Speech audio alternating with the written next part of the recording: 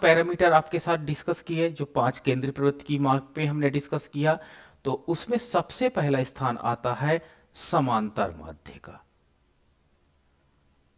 समांतर माध्य का सबसे पहला स्थान आता है, that is called arithmetic mean. ठीक है, अर्थमेटिक मीन का सबसे पहला जो हम लोग टॉपिक डिस्कस करने जा रहे हैं, ये समांतर माध्य को डिफाइन करता है कि कैसे समांतर माध्य हम लोग कैलकुलेट कर सकते हैं। तो याद रखना, जो डेटा होती हैं वो 3 प्रकार के हम डेटा आपके साथ स्टडी करेंगे। पहला डेटा आपका होगा साधारण श्रेणी होगी। साधारण श्रेणी होगी, पहली श्रेणी जो होगी। ये साधारण श्रेणी क्या होती है? जब आपको केवल x का मान दिया रहे और f का मान यानी फ्रीक्वेंसी का मान ना दिया रहे, तो इस प्रकार के आंकड़ों को हम लोग साधारण श्रेणी का डेटा कहते हैं। साधारण श्रेणी का डेटा कहा जाता है। ठीक है, यानी केवल इसमें x की वैल्यू दी रहती है, अन्य वैल्यू नहीं दी रहती है। दूसरा आपका होगा विच्छिन्न श्रेणी होगी। विच्छिन्न श्रेणी आपके पास होगी। ठीक है, विच्छिन्न श्रेणी का जो डेटा होता है, इसमें x दिया रहता है और उसकी आवृत्ति f भी दिया रहेगा।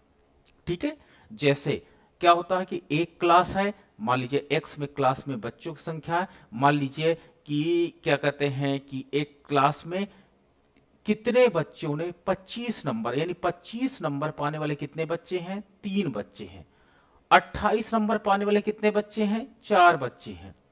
30 नंबर पाने वाले कितने बच्चे हैं? 2 बच्चे हैं। तो जब आपका डेटा इस तरह का होता है तो हम उसको विच्छिन्न श्रेणी का डेटा कहते हैं। और इसमें क्या होता है कि एक क्लास में राम ने कितने नंबर पाए? 10 नंबर। मोहन ने कितने नंबर पाए? 20 नंबर। सीता ने कितना नंबर पाया? 30 नंबर। तो इस प्रकार का जब डेटा आपके पास होता है, केवल x की वैल्यू दी होती है, तो इसे हम साधारण श्रेणी का डेटा कहेंगे।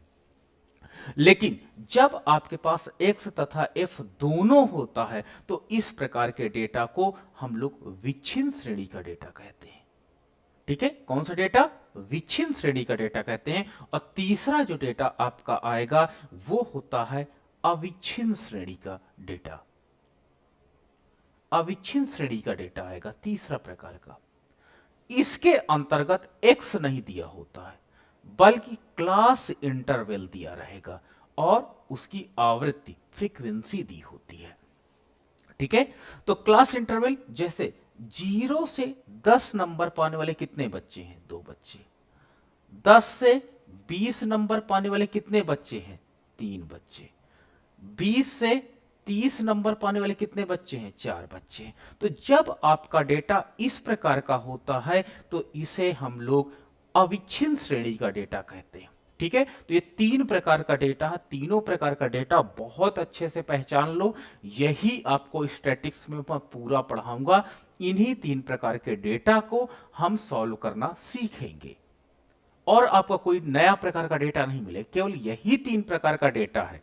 तो चलो फिर से, साधारण श्रेणी का डेटा, ठीक है, इसमें केवल x की वैल्यू होती है, f की वैल्यू नहीं होती है। ठीक है, केवल एक इंफॉर्मेशन दी जाती है। विच्छिन्न श्रेणी या इसे हम लोग सतत श्रेणी भी कहते हैं, इसको आपका डिस्क्रीट सीरीज इंग्लिश में बोलते हैं। द डिस्क्रीट सीरीज जो होती है, इसमें x और f दोनों गिवन होते हैं, ये इंपॉर्टेंट है।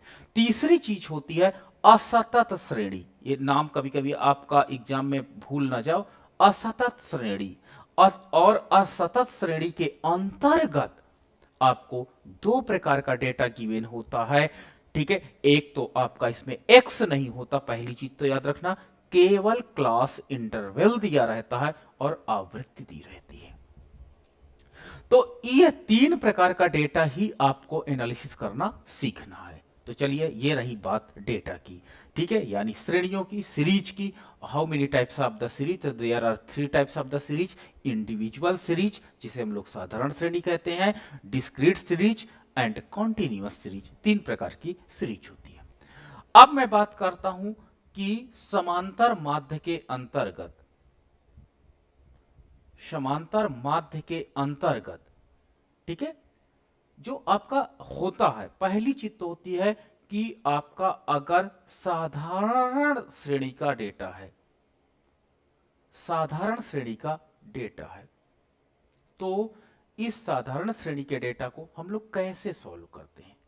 तो जैसे एक क्लास है जिसमें ए ने पाया 10 नंबर, बी स्टूडेंट ने पाया 15 नंबर, सी स्टूडेंट ने पाया 20 नंबर, डी स्टूडेंट ने पाया 10 नंबर। तो इस प्रकार इंफॉर्मेशन जब दी जाती है तो इसे हम लोग साधारण श्रेणी का डेटा कहते हैं। और इसको हम कैसे कैलकुलेट करते हैं, ये इंपॉर्टेंट बात है। तो इसको हम जितना x की वैल्यू है इनको सबको जोड़ लेना, 10, 15, 20, 10, तो इनको जोड़ने के बाद ये सिग्मा लगाओगे। सिग्मा का मतलब होता एडिंग अप, जोड़ने के बाद। तो जोड़ने के बाद आपको ये कितना आया, इसको जोड़ने के बाद तो बताओगे कितना आया, 10, 20, 30, 40, 50, 55, 55 आएगा। तो जोड़ने के बाद 55 आएगा। कितने स्टूडेंट है, 1, 2, 3, 4, 4 स्टूडेंट है, ठीक है, 4 स्टूडेंट है। तो इस प्रकार आपको जितने स्टूडेंट हों, जितने मजदूर हों, जितने आइटम्स हों, इनको जोड़ने के बाद n की वैल्यू निकल आएगी, तथा x को जोड़ने के बाद हमें सिग्मा x की वैल्यू निकल आएगी। और साधारण श्रेणी का समांतर माध्य निकालने के लिए समांतर माध्य यानी x के ऊपर आप 12 लगाओगे, या ठीक है क्या लिखोगे, अर्थमेटिक मीन लिखोगे, equal to sigma x upon n होगा। ठीक है, सिग्मा x की जगह आप क्या 55 रख दोगे और n की जगह आप 4 रख दोगे और डिवाइड कर दोगे। तो 4 1 जा 4 और क्या हो जाएगा, 4 3 12, ठीक है, 13 पॉइंट आपके पास 12 3 15 आप 28, 13.7 आएगा। अब आप लोग गलतियां क्या करते हो, ठीक है, जब भी आपका कोई भी समांतर माध्य की वैल्यू आए तो याद रखना इसको टेस्ट जरूर कर लेना कि यह आपका आंसर सही है या गलत। तो सबसे पहले इस श्रेणी में जाना, इसमें सबसे छोटी वैल्यू वाला नंबर उठाना। तो सबसे छोटी वैल्यू क्या रखता है, 10, तो आप सबसे छोटी वैल्यू को रखना। फिर सबसे बड़ी वैल्यू कौन सा रखता है, तो बड़ी वैल्यू आपका 20 है। सबसे छोटी वैल्यू सबसे बड़ी वैल्यू, इन दोनों को जोड़ के 2 से भाग दे देना। आपको जो ये आएगा 30/2, इट विल बी 15, 15 आया। और देखो आपका आंसर भी 15 के आसपास ही है, यानी आपका आंसर सही है। ये पॉइंट याद रखना, ठीक है। 15 आपको आया, ये टेस्ट करने का मेथड है, इसको आपको लगाना नहीं है ये चीजें, ठीक है। आपको कैलकुलेशन में केवल इतनी चीजें दिखानी है, ये रफ में आप साइड में कर लेना। कभी कभी बच्चे क्या करते हैं कि 1.37 लिख के चले आते हैं, this is the value of mean, ठीक है, उनको भाग में कभी कभी गड़बड़ा जाते हैं, ठीक है, या कभी कभी 137 लिख देते हैं। तो इसको चेक करने के लिए कि मैंने जो पॉइंट था सही जगह पे लगा कि नहीं लगा, इसको टेस्ट करने के लिए इस साइड में रफ में ये प्रक्रिया जरूर कर लेना। तो चलिए, साधारण श्रेणी को आपको सॉल्व करने का ये फार्मूला आपका बन जाता है और ये साधारण श्रेणी आपने सॉल्व कर लिया।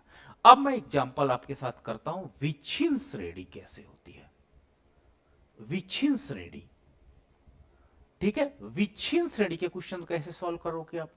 तो विच्छिन्न श्रेणी में आपको x की वैल्यू दी रहेगी, आपको f की वैल्यू दी रहेगी, ठीक है।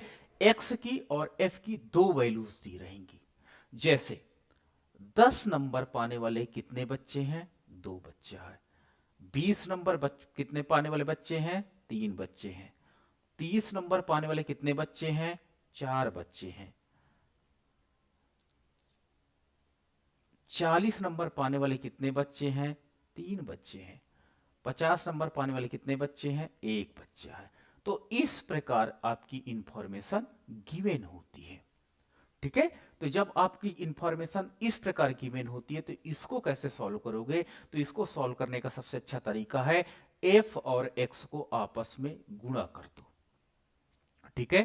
तो f इंटू एक्स कर दो, एक टेबल नहीं जनरेट कर लो।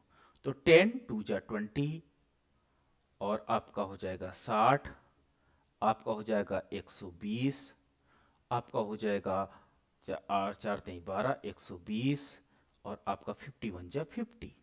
ठीक है, इसके बाद इसको आप जोड़ दो, जो ये गुणा किए हो इसको आप जोड़ दो। जोड़ने के बाद आपका क्या हो जाएगा, सिग्मा एफ एक्स आ जाएगा। सिग्मा एफ एक्स का मतलब ये होता है कि दोनों सारी वैल्यूज को हमने एडिंग अप कर दिया है, जोड़ दिया है। ठीक है, चलो तो अब इसको जोड़ो, तो 0 आपका 370। कितना, 270, 370। 370 आपका जोड़ने के बाद आ जाता है। अब इसमें n क्या होगा, तो याद रखना f को जोड़ने के बाद अगर आपकी फ्रीक्वेंसी दी है, f का मान दिया है, आवृत्ति का मान दिया है, तब आवृत्ति का योग ही n होता है, ये पॉइंट याद रखना। ठीक है, तो इस f को जोड़ दो, तो आपका 5 4 9 10 3 13, तो ये आपका क्या होगा, इसको आप n लिख सकते हो या सिग्मा f लिख सकते हो, और ये आपका 13 होगा। ठीक है, ये दो प्रक्रिया आप कर लोगे। अब क्या हो जाएगा, x बार या अर्थमेटिक मीन इक्वल टू क्या हो जाएगा, sigma F X upon sigma F. ठीक है, या आप इसको लिख सकते हो sigma F X upon N, क्योंकि सिग्मा एफ को ही एन कहा जाता है। ठीक है, तो ये फार्मूला आपका बन जाता है। ठीक है, टोटल को क्या होता है, फ्रीक्वेंसी की वैल्यू से टोटल सम से आप क्या कर दोगे, डिवाइड कर दोगे। तो अब आप क्या करोगे, 370 अपॉन 13 डिवाइड कर दो, कितना आएगा,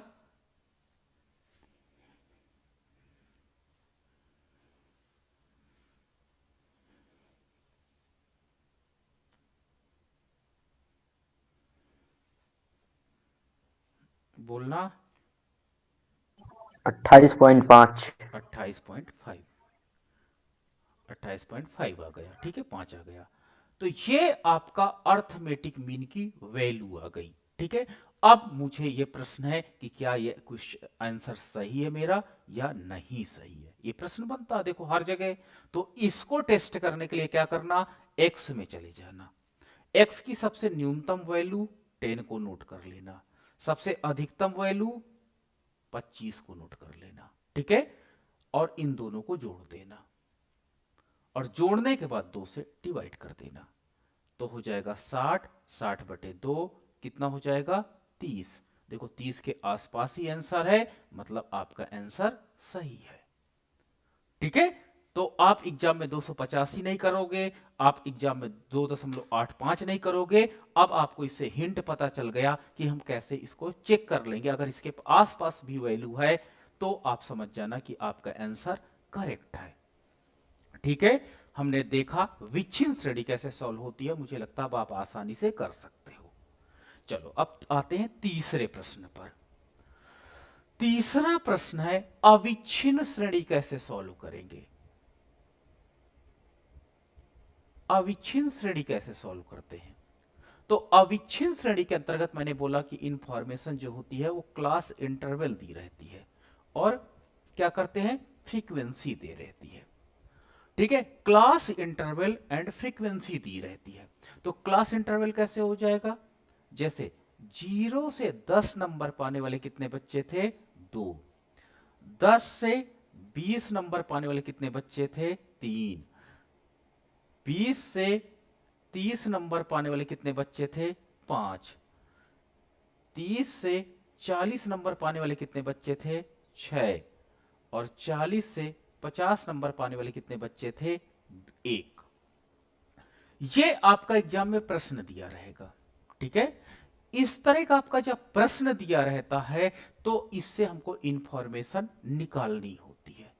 ठीक है, तो अब हमको क्या करना, इससे समांतर माध्य गणना करना है। तो जब आपके पास क्लास इंटरवल दिया रहता है तो इससे सबसे पहले आप x का मान निकालोगे। ठीक है, x का मान निकालोगे, और x का मान कैसे निकलेगा, क्लास इंटरवल में ये इसको L1 बोलते हैं लोअर लिमिट, और इसको बोलते हैं अपर लिमिट। यानी आपका लोअर लिमिट और अपर लिमिट दोनों को जोड़ दोगे, और 2 से भाग दे दोगे। तो देखो 0 और 10 को जोड़ेंगे तो 10 आएगा, 2 से भाग देंगे तो 5 आ जाता। तो x की वैल्यू निकल के आई 5। फिर दूसरे पे आते हैं, 10 और 20 जोड़ते हैं तो 30 हो जाता है, 2 से भाग देते हैं तो ये 15 हो जाता है। फिर 20 और 30 दोनों को जोड़ते हैं, 50 होता है, 2 से भाग देते हैं 25 हो जाता है। फिर 30 और 40 दोनों को जोड़ते हैं, 70 होता है, 2 से भाग देते हैं 35 हो जाता है। फिर 40 और 50 दोनों को जोड़ते हैं, 90 होता है, और जब इसको भाग देते हैं तो 45 हो जाता है। अब देखो x की वैल्यू आते ही अब आपका इस टेबल, जो आपका क्लास इंटरवल वाली टेबल थी, इसका काम खत्म हो गया। ठीक है, इसका काम खत्म हो जाता है। अब आप इसको हटा दोगे तो ये जो प्रश्न आपका बना, ये देखिए विच्छिन्न श्रेणी बन गई आपकी। x और f दिया है जो आपको पीछे वाले प्रश्न की तरह आपको दिखाई पड़ रहा है। ठीक है, तो हमारे पास अविच्छिन्न श्रेणी को विच्छिन्न श्रेणी में कन्वर्ट कर लिया जाता है। इसको मैं ये कहूंगा कि सबसे पहले आपके पास अविच्छिन्न श्रेणी दी रहेगी और उस अविच्छिन्न श्रेणी को आप विच्छिन्न श्रेणी में कन्वर्ट कर लेना।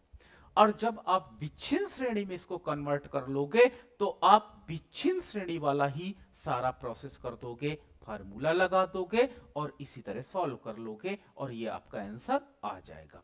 तो चलो वही काम करते हैं, हम लोग विच्छिन्न श्रेणी वाला लगाते हैं, f और x का गुणा कर देते हैं तो 5 दूनी 10 हो जाता है, 15 45 हो जाता है, 25 125 हो जाता है, आपका 6 पंचे 30 और आपका 6 दूनी 36 18, 18 3 21 आपका हो जाता है और 45 वन जब 45 वन जब 45 हो जाता है। तो इस प्रकार अब आपके पास क्या हो जाता है, fx की वैल्यू आ जाती है और आप इसको ऐड कर लो। ऐड करने पर आपको हो जाएगा सिग्मा fx निकल करके आएगा। ऐड करो, कितना आया, 435। 435 आ जाता है। ठीक है, सिग्मा fx इनको 10 को 45 से, 125 से, 210 से और 45 से जोड़ने पर 430 आ जाता है। और f को अगर जोड़ दोगे तो n की वैल्यू आ जाएगी या सिग्मा f आ जाएगा। तो इसको सर जोड़ो, 435। 35। ओके, चलो इसको n की वैल्यू कितनी आएगी, 5 10 11 आपका 6 17, तो ये 17 आपकी वैल्यू आ गई, n की वैल्यू जिसको आप सिग्मा f कह सकते हो। फार्मूला लगा दो तो समांतर माध्य x बार या आपका अर्थमेटिक मीन इक्वल टू क्या हो जाएगा, सिग्मा fx अपॉन n। तो सिग्मा fx कितना है, 435 बटे 17, बताओ कितना होगा, 25.58। 25.58। अब हमें इसको चेक करना है कि ये जो समांतर माध्य की मेरी वैल्यू आई है क्या ये सही है या गलत है। ठीक है, तो इसको निकालने के लिए फिर वही आप प्रक्रिया अपनाओगे। तो इसमें करना क्या है कि सबसे पहले आपकी चार चले जाना क्लास इंटरवल में, क्योंकि x होता, क्लास इंटरवल ना होता तो हम x से काम करते, लेकिन अगर x के साथ क्लास इंटरवल है तो इसकी लोअर लिमिट को पकड़ लो, दैट इज 0। आप लिख लो 0 प्लस आप इसकी अपर लिमिट को पकड़ लो, दैट इज 50, इसको लिख लो और दोनों को जोड़ के 2 से भाग दे दो। तो 50 बटे 2 इट विल बी 25, 25 आया। तो अब आपके पास देखो आंसर कहां है, 25 के आसपास है, यानी आपका आंसर सही है। ठीक है, तो इस तरह आप समांतर माध्य की गणना करोगे और ये टॉपिक खत्म हो गया है। ठीक है, समांतर माध्य के 3 प्रकार के प्रश्न हरदम एग्जाम में पूछे गए हैं। पहला साधारण श्रेणी, दूसरा विच्छिन्न श्रेणी और तीसरा अविच्छिन्न श्रेणी। और अगर आपको ये तीनों समझ में आ गए तो इतना बड़ा टॉपिक है समांतर माध्य का। ठीक है, और ये आप सॉल्व करोगे। चलिए अब मैं कुछ नई चीजें आपको इसमें से बताता हूं। कुछ नई चीजें क्या हैं, जैसे इस प्रकार की श्रेणियां जनरेट कैसे की जाती है ये मैं बता देता हूं।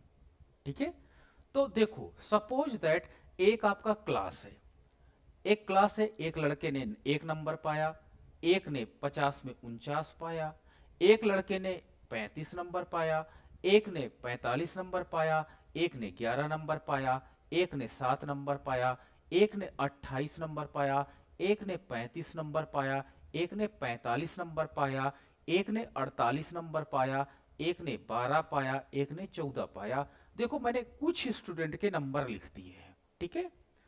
अब आप जानते होंगे कि एक यूनिवर्सिटी में, एक कॉलेज में बहुत ढेर सारे बच्चे होते हैं। अगर इन डेटा को मैं लिखते चला जाऊं तो एक पूरा बोर्ड भर जाएगा, इवन कई रजिस्टर्स भी भर जाएंगे। तो स्टैटिस्टिशियन ने कहा कि अगर आपका डेटा छोटा है, आपके क्लास में 10 बच्चे हैं, तो उनको डायरेक्ट आप जोड़ दो और उतने से डिवाइड कर दो, आपका रिजल्ट आ जाएगा। लेकिन अगर डेटा का साइज थोड़ा सा बड़ा होता जा रहा है, थोड़ा सा बड़ा होने का मतलब होता है कोई कुछ नंबर रिपीट कर रहे हैं, तो आप उनको विच्छिन्न श्रेणी में कन्वर्ट कर लो। तो अविच्छिन्न, आपका साधारण श्रेणी तो आपकी दिखाई ही पड़ रही है कि ये साधारण श्रेणी है। इनको सबको, एक को 49 से 35 से 45 से, इनको सबको जोड़ लो और जितने हैं, कितने स्टूडेंट हैं आपका, 1 2 3 4 5 6 7 8 9 10 11 12, 12 से डिवाइड कर दोगे, आप समांतर माध्य पा जाओगे। फिर स्टैटिस्टिशियन ने क्या कहा कि अगर डेटा थोड़ा सा बड़ा हो रहा है तो इस तरह जोड़ना तो बड़ा बेवकूफी लगेगी। तो उन्होंने कहा कि इस डेटा को विच्छिन्न श्रेणी में आप कन्वर्ट कर लो। और विच्छिन्न श्रेणी में कैसे आप कन्वर्ट करोगे? तो सबसे पहले एक्स लिख लो। और विच्छिन्न श्रेणी की विशेषता की, जैसे मान लीजिए एक ऐसा नंबर है जिसका ज्यादा बार लड़के पाए हैं। जैसे आपने देखना होगा क्लास में 22 नंबर है, तुम पाए हो, मैं भी 22 नंबर पाया हूं। क्लास में 22 नंबर पाने वाले मान लो 5 बच्चे हैं, 25 नंबर पाने वाले 4 बच्चे हैं। तो इस प्रकार का डेटा, जैसे यहां पर आप देख सकते हो कि 45 और 45 बार बार रिपीट कर रहा है, ठीक है। 35 और 35 रिपीट कर रहा है, बट अदर डेटा नहीं रिपीट कर रहा है। अगर इसी तरह के और 2-4 डेटा रिपीट करते तो मैं कहता कि विच्छिन्न श्रेणी में इसको कन्वर्ट करना बहुत ईजी है। यानी विच्छिन्न श्रेणी वाला जो डेटा होता है, जब कोई नंबर बार बार रिकर करता है, रिकर करने का मतलब होता है बार बार आता है, तो उस श्रेणी को तुरंत बना दिया जाता विच्छिन्न श्रेणी में। कैसे बनाया जाता देख लो मेरे साथ। आप लिख लो नीचे एक्स और एफ, ठीक है। सबसे पहले छोटा नंबर देखो, सबसे छोटा नंबर क्या है, 1 है। इसको तुरंत टिक कर दो। टिक करने के बाद 0 1 कर दो। अब देखो एक कहीं और है, नहीं है, तो इसकी फ्रीक्वेंसी कितनी हुई, 1 हो गई। फिर दूसरा नंबर क्या है सबसे छोटा, 7 है, तो आप 07 लिख लो। ये कितनी बार है, 1 बार है, तुरंत इसको क्रॉस कर दो, ठीक है। क्रॉस करते जाओ, नहीं तो फिर से काउंट आ जाएगा। फिर तीसरा छोटा नंबर क्या है, 12 है, और तीसरा छोटा नंबर 12 है, वो कितनी बार है, 1 बार है। फिर चौथा छोटा नंबर क्या, सॉरी 12 नहीं था, 11 था। सर 11 छूट गया। हाँ, 11 भी 1 बार था, 12 भी 1 बार था, 14 भी 1 बार था। ये लो 1 बार मैंने कर दिया। अब क्या हुआ, आपके पास 28 है। 28 कितनी बार है, 1 बार है। फिर आपके पास 28 के बाद आपका 48 है। 48 कितनी बार है, 1 बार है। और आपके पास 49 की, हाँ कुछ छूटा, 35 से 35। अच्छा नहीं सर 35 छूटा है। एक मिनट देखो 35 2 बार है, ठीक है। 35 2 बार है। इसी प्रकार आपका 35 के बाद अब आपका क्या छूटा, 44 45 45 हाँ 45, इसी के नीचे लिख लो 45 2 बार है, और 49 1 बार है, ठीक है। तो देखो ये डेटा मैंने एक सीरीज का डेटा कन्वर्ट किस में कर दिया, विच्छिन्न श्रेणी में। अब आराम से आप निकाल सकते हो विच्छिन्न श्रेणी का मान। इसी श्रेणी को मैं साधारण श्रेणी में कन्वर्ट कर सकता था, डायरेक्ट निकाल सकता था, लेकिन स्टैटिस्टिशियन ने इसको इसलिए क्लासिफाई किया ताकि ज्यादा मेहनत ना पड़े और रिजल्ट वही आ जाए। अब इसी में मान लो क्या हो जाए कि बहुत छोटे छोटे डेटा हो, जैसे 2 हो, 3 हो, 4 हो, 5 हो, मतलब परेशान करने वाले डेटा हो, तो वहां पर आपको क्लास इंटरवल मांग लेना। क्लास इंटरवल 0 से 10 के बीच में कितने नंबर मिलेगी बताओ। 0 से 10 के बीच में कितने बच्चों को नंबर है? एक तो ये है 1, दो। एक, 2 है सर, 2। 2, 3 है सर। 3 है। 3 नहीं, 2 है शायद, 0 से 10 के बीच में दो है सर 2 है। दो है सर। 2 बच्चों ने सर नंबर पाए हैं। अब बताओ 10 से 20 के बीच में 3 कितने सर। बच्चों ने? हाँ, 3 है सर, 3 3। 3 3 है।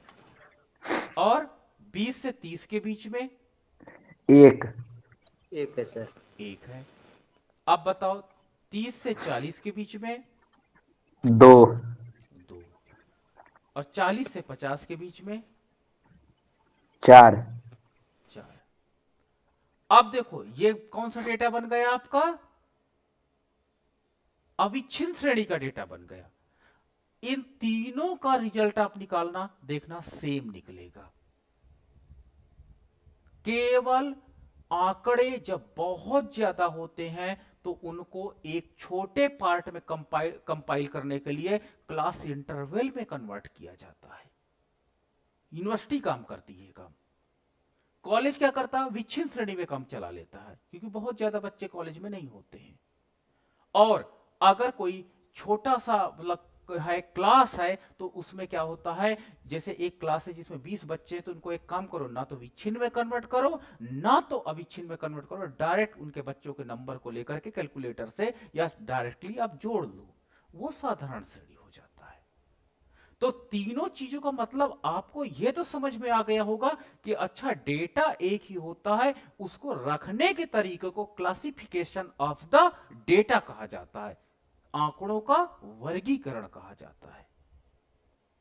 ठीक है, तो एक चीज समझ में आ गई कि तीनों डेटा एक ही रिजल्ट तक ले जाते हैं, बस उसका प्रेजेंटेशन अलग अलग तरीके से स्टैटिस्टिशियन करते हैं। जब डेटा का साइज बहुत बड़ा होता है तो क्लास इंटरवल मेथड का यूज किया जाता है, और जब डेटा का साइज मीडियम होता है तो विच्छिन्न श्रेणी का प्रयोग किया जाता है, और जब डेटा का साइज क्या हो जाता है, बहुत छोटा होता है, तो साधारण श्रेणी का प्रयोग करके उसका रिजल्ट निकाल लिया जाता है। यह बात आपको सबको क्लियर हो गई? यानी तीनों जो रिजल्ट हैं वो सेम जाते हैं। तो कुछ प्रश्न नोट कर लो जो आपको घर में करने हैं। पहला, मैं साधारण श्रेणी का एक क्वेश्चन दे रहा हूं, साधारण श्रेणी क्वेश्चन दे रहा हूं। ए 20 नंबर पाया, बी आपका नहीं, एक काम करता हूं मैं, छोड़ो, एक काम करता हूं, 0, 1 मिनट, 11, 9, 8, 7, 12, 14, 16, 18, 25, 45, 46, 49, 38, 37, 25, 18, 16, 49, 50, 13, 11, 17, 19, 25, 13, 14, 18, 12, 16, 20, 22, 25, 30, 35, 40, 45, 49, 18, 17, 22, 23, 35, 40। इस आंकड़े को सामान्य विधि से आप आंसर निकालना, विच्छिन्न श्रेणी बनाना फिर आंसर निकालना, और अविच्छिन्न श्रेणी बनाना फिर आंसर निकालना, ये आपको मैंने होमवर्क दे दिया है। समझ में आ गया सबको?